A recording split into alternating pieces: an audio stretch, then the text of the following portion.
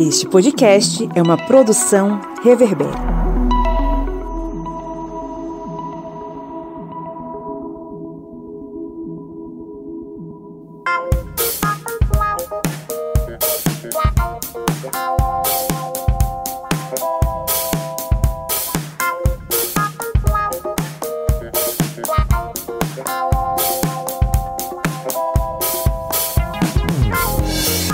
Olá, historiantes! Está entrando no ar mais um episódio da sua, da minha, da nossa Minipédia, o seu programete sobre assuntos históricos em formato expresso, que é o tempo de você dar aquela corrida, né, tomar aquele café, ir até o trabalho, ir até a escola, enfim, sempre muito bem informado e conhecendo um pouquinho mais da nossa história, de acordo com os nossos debates aqui. Eu sou o Pablo Magalhães e estou aqui acompanhado dela, que do Maranhão se prepara para juntar os boletos com o seu querido companheiro, a senhora Joyce Oliveira. E aí, gente, estamos aqui, né, nas porções equatoriais, curtindo o tempo louco de calor e chuva. E do outro lado do Rio São Francisco, eu acho que eu que estou... Não, eu estou do lado de lá do Rio São Francisco. Ou nós estamos do mesmo lado, eu não sei agora. Porque o rio aqui em Alagoas passa em Piranhas. Eu tô meio ao norte de Piranhas. A gente é formado em história, bicho. Não é geografia, não é com a gente. Mas a gente tá do mesmo lado do rio. Os análises sofreram agora. Diretamente da beira do Rio São Francisco, ele que montou um soviete para lutar contra Bolonoro e os seus fascistinhas de plantão, o senhor Kleber Roberto. E aí, pessoal, beleza? Sem precisar privatizar aqui esse podcast para ele virar um podcast 5 estrelas, porque eu já sei que é isso que vocês estão fazendo aí, nesse exato momento, aí no Spotify, no Apple Podcasts, ou qualquer outro agregador aí que peça uma nota, vocês vão lá e dão 5 estrelas, que é assim, esse podcast aqui é um podcast público, 5 estrelas, sem precisar ser privatizado. É isso aí. E aí, né, eu vou aproveitar e dizer que nós somos contra a privatização, por isso que o nosso aplicativo, né, pode ser baixado de forma gratuita lá na Play Store, viu? Para você que tem o seu celular Android, tá? Você que tá precisando estudar, às vezes não tem tempo, ou o tempo que tem que vai estudar história, porque vai fazer concurso, porque quer saber mais, porque vai fazer, né, fazer vestibular, né? Você pode baixar o nosso aplicativo, que é free, gratuito, lá na Play Store, que vai ter aulas em áudio para você, vai ter game, vai ter cards explicativos, né? Para você ficar mais pertinho da gente do historiante. Perfeito, baixe nosso aplicativo, custa nada, né? E nem dói. Bom, estamos aqui reunidos hoje para falar sobre o que, Kleber Roberto? Hoje vamos falar sobre um assunto que está em pauta aí, está em voga, tanto nos sites, nas redes sociais, nos noticiários, que é a democracia. Vamos comentar um pouquinho aqui sobre este conceito. É isso mesmo, história se faz olhando para o passado, mas também olhando para o presente, tá? Então tem tudo a ver. Joyce Oliveira, me diga aí 3 pontos principais que a gente poderia resumir esse assunto para o nosso ouvinte atento se preparar para o estudo. Entender como que surge a ideia, né? Ou até a palavra democracia. Compreender que a ideia de democracia ela é perpassada pela experiência das pessoas, né? Pelo tempo. E entender o que nós sabemos hoje, né? O que é democracia hoje no século XXI. Né? Justamente, né? Vamos tentar compreender o que é essa democracia, o que é que ela significa pra gente, né? E entender o quanto ela é importante para a manutenção, enfim, do nosso dia a dia, do nosso bem viver. A gente que mora numa república que ainda é uma democracia, mas durante muito tempo teve sua existência bastante, enfim, ameaçada. Bom, sem mais delongas, vamos para o nosso conteúdo.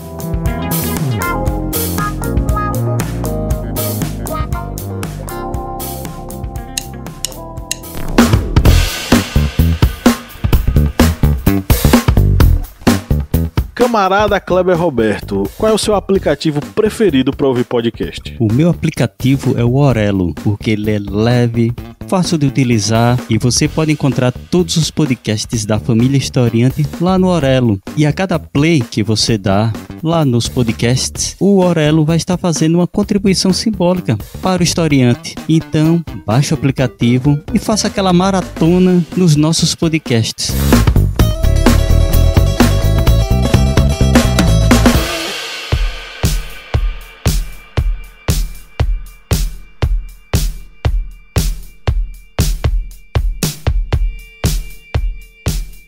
O conceito democracia, quer queira, quer não, ele vai ser muito mais conhecido através da experiência de governo lá da antiguidade dos cidadãos atenienses durante a era de Péricles, né, lá no século V a.C. É uma palavra formada por dois vocábulos gregos que juntos, né, eles vão significar uma concepção bastante interessante sobre as relações entre quem governa e quem é governado. De um lado nós temos demos, né, que significa povo, ou significa muitos, e a palavra cracia, que classicamente significa governo ou autoridade. Então, a junção, né, desses dois conceitos vai dar origem à ideia do governo de muitos, ou da autoridade de muitos, ou do governo do povo, ou da autoridade do povo. A contraposição à democracia seria, no caso, se a gente está falando do governo de muitos, seria o governo de poucos,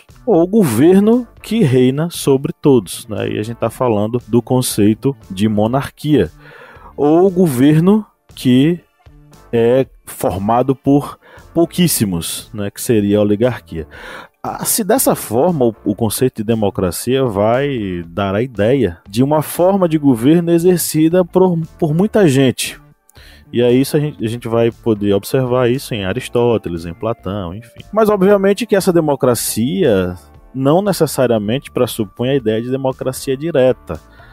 Mesmo na antiguidade da Grécia, tá? Porque essa democracia ela se organizava em instituições, mas não perdia a sua essência, né, que é a essência do governo de muitos ou da autoridade de muitos. Obviamente foi uma completa revolução na ideia, essa ideia de se autogovernar lá no século V a.C. ainda. E aí, né, pra gente pensar um pouco, quais são os pressupostos, ou seja, o que é que garante, o que é que dá base a uma democracia. Se a gente pensa, né, a partir do século XVIII, né, que é de onde vem essa ideia da democracia, que é um pouco parecida com o que a gente tem hoje, a democracia ela está ligada a uma ideia de república, né, que é essa soberania, que é a soberania do povo. Então, a democracia ela seria um consenso onde a maioria ela vai decidir, né, uma forma de governo. Essa forma de governo ela pode ser exercida de forma direta ou de forma indireta. E aí foi até uma coisa que eu me surpreendi quando eu fui estudar para este podcast, foi que eu descobri que o nosso modo de exercer a democracia, né, é considerado por alguns estudiosos, né, da área do direito como a democracia que é indireta. Por quê? Porque nós elegemos pessoas que vão nos representar. Deixa eu só achar aqui o nome dos autores que a gente estava tomando como base nesse caso, né, que é a Ana Paula Fagundes Diniz e o José Francisco Neves Júnior no artigo A Democracia Breve Histórico, Conceito e Tipos. Para esses autores, a democracia direta teria sido exercida, né, na Grécia, e que hoje nós não teríamos essa perspectiva, porque nós vamos eleger pessoas que irão nos representar, né, dentro dessa forma de legislação. E aí, a democracia também hoje estaria baseada, né, nas leis, e as leis é que garantiriam a legitimidade e o processo. Então, independentemente, né, de quem estivesse nos representando, né, no ato de governar, as leis seriam cumpridas para garantir, né, a ideia da igualdade entre as pessoas, né, igualdade jurídica, a ideia de isonomia, de liberdade de expressão, né? Então, esses são pressupostos importantes, né? Que é a ideia de uma maioria que decide, é a ideia de uma representação, né, política, a ideia que a legislação ela é responsável por manter aquela ordem, que é a ordem, né, democrática. E a gente está falando aqui bastante, né, da questão da democracia, de todo esse processo democrático das leis, da representatividade da democracia. Mas a gente lembra que mesmo com essas representações, suas leis, a democracia ela acaba sofrendo ameaças, porque dentro dessa estrutura democrática há vários pontos que acabam sendo lentamente minados. E essa ameaça de erosão da democracia é um ponto que é abordado por Umberto Eco. E aí Umberto Eco ele vai trazendo esses sinais, esses pontos que vão erodindo a democracia, porque como estamos falando aqui, a democracia ela vai se sustentando em vários pontos, em vários pilares, e esses golpes contra a democracia, eles vão sendo exatamente nessas colunas de sustentação. E aí temos vários pontos que Humberto Eco vai trazendo, como por exemplo, esse culto a uma tradição nacional. Isso daí sempre eliminando, por exemplo, grupos que são considerados as minorias, sempre a busca por um líder supremo, ou seja, o salvador da pátria, esse mito que vai ser o detentor do poder, ou seja, excluindo o direito de acesso ao poder de vários outros grupos. Ou seja, nós vamos vendo vários pontos que a gente poderia trazer aqui em um podcast só sobre esse livro, mas a democracia, ela, para ser destruída, ela vai sendo ameaçada em vários locais, em vários pontos. E como estamos dizendo aqui, a democracia ela é algo amplo, é algo que vai abranger vários pontos da sociedade. E para ela ser destruída, esses pontos vão sendo lentamente atacados. Pois é, democracia, quando a gente fala em democracia, a gente fala de diversidade e pluralidade, porque como o governo é de muitos, então muitas pessoas participam. Mas não é bem assim. Vamos começar lá pela ideia da democracia ateniense, né? Como a gente falou lá no início, é dentro do contexto da democracia ateniense, principalmente na Era de Ouro lá de Péricles, no século V, que a gente vai ouvir falar sobre democracia. Em Atenas, as decisões importantes que afetavam a vida da cidade e dos habitantes, relacionadas a vários assuntos como economia, impostos, defesa contra ataques externos, né? E aí, obviamente, as guerras. Todas essas decisões eram tomadas pela Assembleia de Cidadãos, ou a Eclesia. E aí, gozando de certa soberania, os cidadãos eles votavam essas decisões que eram de interesse coletivo, né? Cada cidadão tendo direito a um voto. Além do que eles eram indicados a cargos públicos, né? Onde eles iriam exercer esses cargos públicos através de sorteio em algumas instituições da época, como a Bulé, que era outra instituição ali da democracia ateniense, que é responsável por fazer os julgamentos, né? Então, inclusive, tomar decisões relacionadas a punições e tudo mais. Por exemplo, a decisão de colocar alguém em ostracismo, né, que era justamente colocar uma pessoa, condenar uma pessoa a se isolar da cidade durante um tempo ou durante o restante da sua vida inteira, entre outras ações que eram muito importantes e tomadas por esses cidadãos. Mas nem todo mundo era cidadão, porque para você ser cidadão nesse período você tinha que ser um homem, filho de pai e mãe atenienses, com certo rendimento para permitir que você pudesse se dedicar à política e especificamente ser uma pessoa, não ser um estrangeiro e não ser escravo. Claro que todo o processo ele envolvia alguns princípios centrais, né?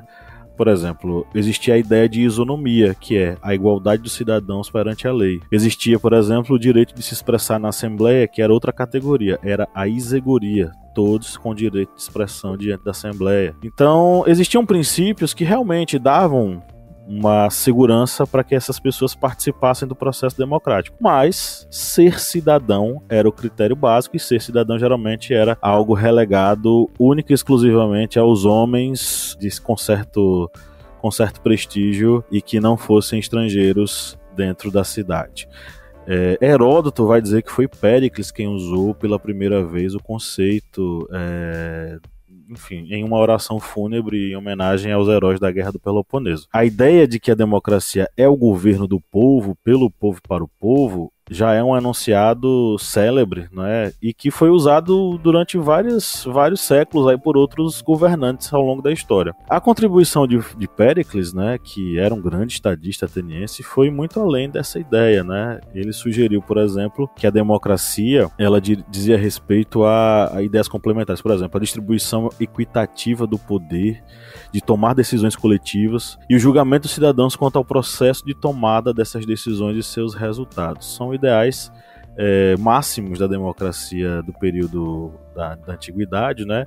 Mas que, como eu falei, e apesar de a democracia se opor aos ideais de dominação da tirania, ainda assim, no período antigo, ela era relegada a algumas pessoas na cidade. Só com o passar de séculos é que essa ideia de democracia ela vai se modificar. E aí, quando a gente avança, né, ou retrocede, enfim, né, nos tempos históricos, a gente tem que compreender que a noção da democracia que a gente tem hoje surge a partir da visão em que, né, os sujeitos deixam de ser súditos.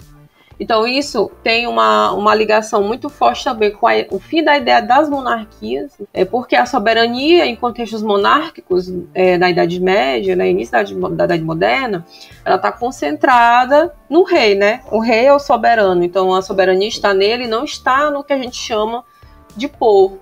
Então a ideia de uma democracia, né, que é construída durante o período, por exemplo, do Iluminismo, da Revolução Francesa, vai se contrapor de forma direta a essa forma de pensamento, que é um pensamento baseado em direito divino. Uma autoridade estabelecida por um direito divino, e a ideia de uma democracia que vai ser a república, nesse contexto, ela se sustenta no quê? Na ideia das liberdades. Liberdade de quê, né? Do ser humano nascer livre, não ser imposto a nenhum tipo de servidão, né, dele ser livre, ter direito à liberdade, né, à propriedade, à vida. Isso se contrapõe às ideias também dos regimes absolutistas, né. Se a gente for citar sujeitos, né, o John Locke, ele tem um papel importante nisso, de afirmar esses direitos, que são esses direitos naturais dos sujeitos, né, dos seres humanos, mas especificamente dos homens, porque a ideia da democracia é construída para as mulheres, né, para os sujeitos que são sujeitos negros, né, mulheres negras, enfim, sujeitos indígenas. Isso também é construído durante o processo histórico, né?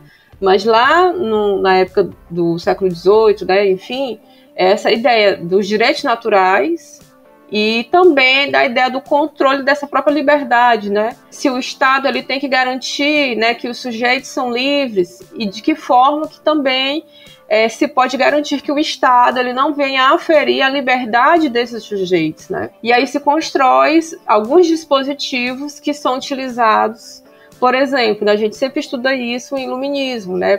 Os poderes, com o Montesquieu, que tem esse papel de garantir uma vigilância sobre as pessoas que são responsáveis pela República, né, para não levar à tirania. Então, essa discussão no âmbito da Revolução Francesa, no âmbito do Iluminismo, da construção de um mundo de liberdades, que é uma república contra as monarquias absolutistas, é baseado nas liberdades e no controle da tirania. Né? Só que a gente tem, pelo próprio processo revolucionário, né, da Revolução Francesa e outros exemplos, é que uma das principais questões para entender a democracia está relacionada, né, aos sujeitos que compõem a representação, seja nos tempos que são tempos históricos passados, ou seja, no nosso tempo histórico de hoje, né? E aí a ideia da tirania, da liberdade, ela é muito construída também pela experiência dos sujeitos, né, no tempo.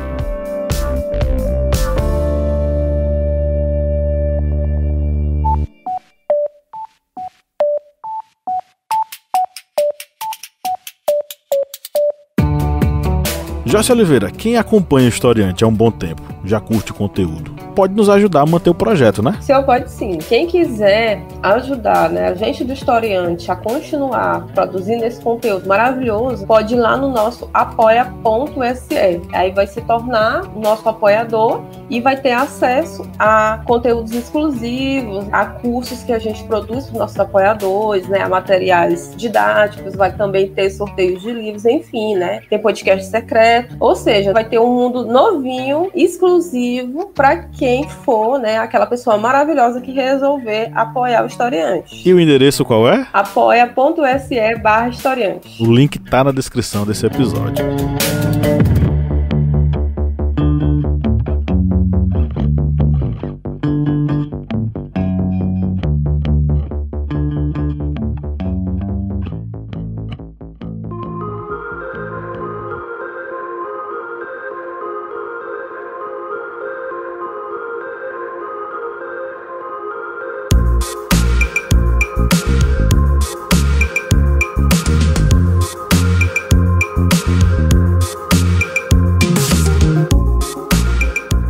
só fazendo um comentário brevezinho, Joyce.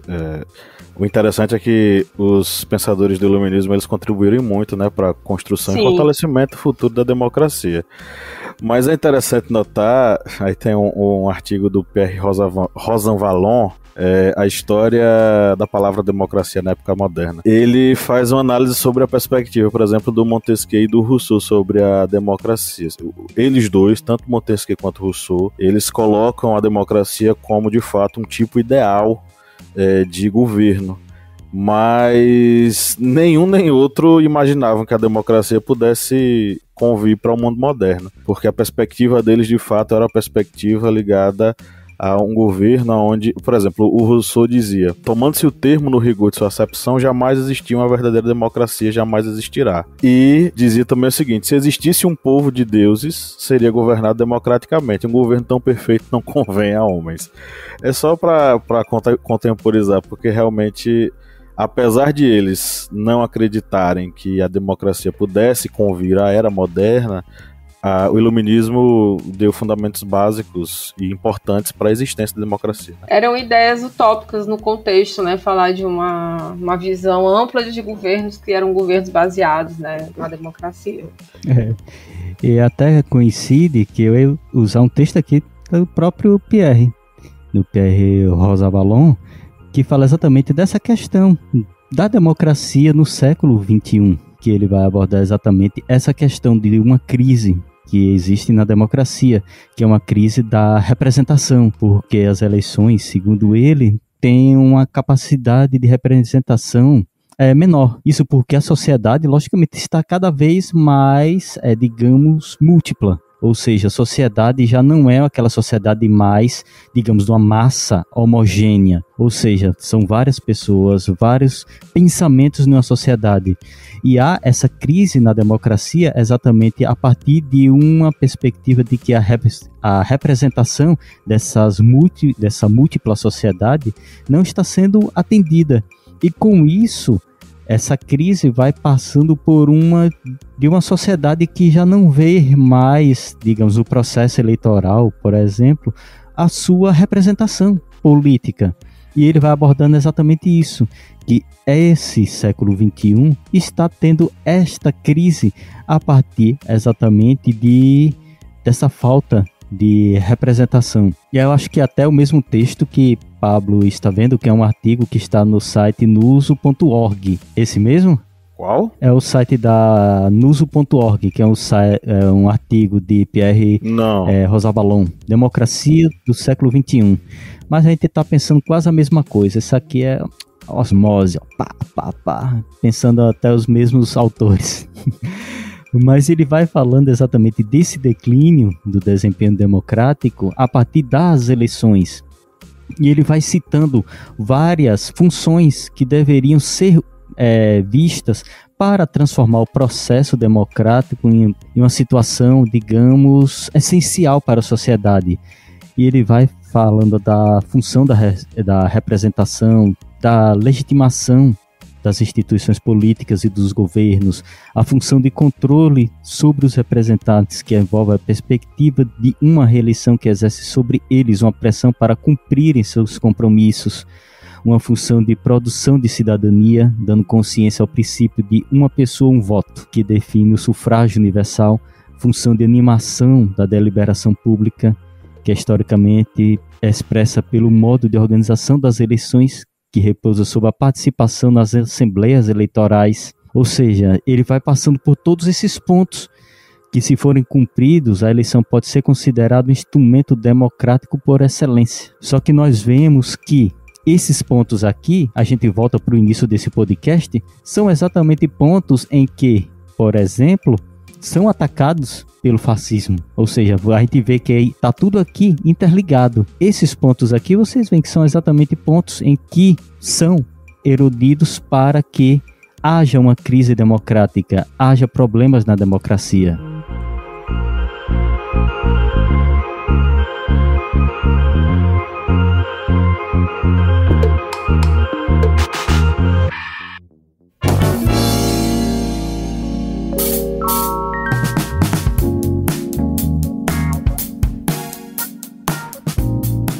Perfeito. E aí a pergunta que fica é justamente essa, né? Será que temos a nossa democracia ameaçada? Será que a nossa democracia sofre com o perigo, né, de ser destruída? Claro que a gente tem uma Constituição onde os papéis das instituições são muito bem definidos. E muitas instituições da própria sociedade civil se levantam para defender a democracia. Então, por mais que queiram derrubar, a gente vai lutar até o final para manter essa democracia. Bom, vamos para a retinha final aqui da nossa minipédia. Vamos para as nossas perguntas, né? Vamos começar com a pergunta da semana anterior. Kleber, qual foi a pergunta da semana anterior e qual é a resposta? Qual seria a resposta certa? A pergunta é a seguinte: o mito, a narrativa, é um discurso, uma fala, é uma forma de as sociedades espelharem suas condições, exprimirem seus paradoxos, dúvidas e inquietações. Pode ser visto como uma possibilidade de se refletir sobre a existência dos cosmos, as situações de estar no mundo ou as relações sociais. Mediante essa definição geral de mito, é correto afirmar que, e a resposta correta seria a letra B. Alguns mitos oferecem modelos de vida que podem servir como referências para a vida de muitas pessoas, mesmo no século XXI. Perfeito. E aí, ouvinte, será que você acertou? Será que você errou? Espero que você tenha acertado. E aí vamos deixar a pergunta para a próxima semana sobre o tema de hoje, né, Joyce? Isso, e aí vamos lá, né? Preste atenção, gente, porque é uma citação que é a base da nossa pergunta de hoje. É verdade que nas democracias o povo parece fazer o que quer, mas a liberdade política não consiste nisso. Deve-se ter sempre presente em mente o que é independência e o que é liberdade. A liberdade é o direito de fazer tudo o que as leis permitem. Se um cidadão pudesse fazer tudo o que elas proíbem, não teria liberdade, porque os outros também teriam tal poder. Esse texto é do Montesquieu, do livro do Espírito das Leis, né, que está adaptado aqui para a nossa pergunta. E aí vamos à questão. A característica de democracia ressaltada por Montesquieu diz respeito a: letra A, ao condicionamento da liberdade dos cidadãos, à conformidade às leis. Letra B, ao status de cidadania que o indivíduo adquire ao tomar decisões por si mesmo. Ou letra C, a possibilidade de o cidadão participar no poder e, nesse caso, livrar-se da submissão às leis. Tá fácil demais. Quem ouviu com atenção vai acertar com certeza, né? Ouvinte, e aí fica a oportunidade de você participar. Clique no link aí que tá na descrição do episódio e participe. Você vai abrir aí a perguntinha e vai marcar a sua opinião, qual é a resposta correta. Bom, chegamos ao final de mais uma minipédia, né? E aí, meus queridos, o que é que vocês querem sugerir para os nossos ouvintes? Eu vou dar uma dica, tá?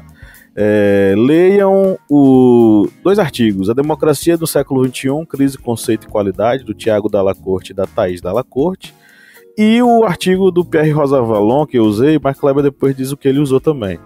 Eu mencionei aqui A História da Palavra Democracia na Época Moderna. Duas leituras muito boas. Eu vou sugerir um documentário, né, que eu não consegui terminar de assistir, porque aquilo me incomodou. Justamente porque fala da nossa democracia, que é o documentário da Petra Costa, Democracia em Vertigem, né, que é pra gente justamente perceber, né, as representações, né, e as instituições dentro da democracia brasileira. E eu vou indicar aqui um artigo também de Pierre Rosanvallon, que é A Democracia do Século XXI. Ele está lá no site Nueva Sociedade e está traduzido para o português, que é bem interessante para vocês verem essa questão da democracia agora no nosso século XXI. É isso aí, então chegamos ao final da nossa gravação. Um grande abraço e até semana que vem. Tchau, tchau. Até, gente. Valeu, pessoal. Até mais.